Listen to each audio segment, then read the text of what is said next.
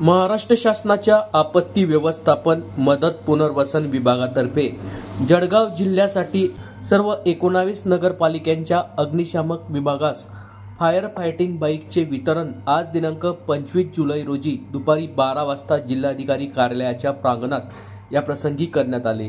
यावेळी पालकमंत्री गुलाबराव पाटील, ग्रामविकास मंत्री गिरीश महाजन, मदत व पुनर्वसन मंत्री अनिल पाटील यांच्या हस्ते करण्यात आले। यावेळी आमदार सुरेश बोडे, आमदार किशोर पाटील, आमदार मंगेश चव्हाण, आमदार लता सोनवणे, जिल्हाधिकारी आयुष प्रसाद, जिल्हा पोलीस अधीक्षक महेश्वर रेड्डी, जिल्हा मुख्य कार्यकारी अधिकारी श्री अंकित आदींची यावेळी उपस्थिती होती।